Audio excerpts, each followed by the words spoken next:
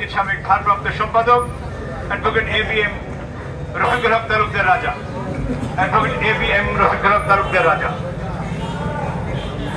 ধন্যবাদ জনাব পারভেজ সাহেব, বিজ্ঞ সিনিয়র আইনজীবী বৃন্দ এবং আমার আইনজীবী বন্ধুগণ, আজকে আমরা এখানে প্রতিবাদ সভা করছি।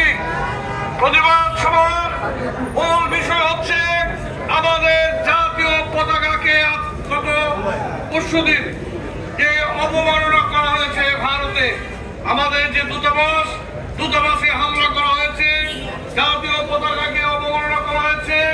এখানে তারা বিভিন্ন বক্তব্য দিচ্ছেন। কেউ কেউ বলছেন আলু আর পেঁয়াজ আমরা আর দিব না, যথেষ্ট দিয়েছি। কেউ কেউ বলছেন দুনিয়ার হিন্দু এক হোক।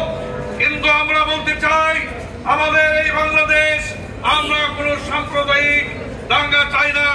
আমরা এখানে একটা অসাম্প্রদায়িক একটা দেশ চাই। আমরা এখানে হিন্দু মুসলিম কোন ভেদাভেদ করতে চাই না। আজকে এখানে উস্কানি দেওয়া হচ্ছে যেন আমরাও এখানে হিন্দু মুসলিম আমাদের মধ্যে যেন মারামারি কাটাকাটি হয়।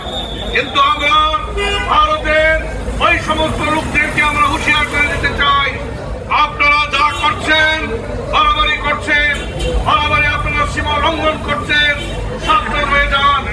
যে ঘটনা আপনারা ঘটাচ্ছেন, আমরা এই 20 কোটি জনগণ আমরা এর প্রতিবাদ জানাই এবং আমরা হুঁশিয়ার করে দিতে চাই এদেশে আমরা 80% আমরা মুসলিম।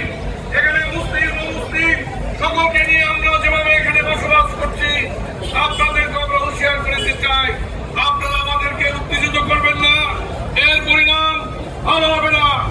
আপনারা জাতীয় পতাকা, আমাদের যে জাতীয় পতাকা আপনারা পুড়িয়েছেন, আমরা কি পারি না এখানে আজকে কি আমরা ভারতের পতাকা আমরা কি পুরাতে পারতাম না?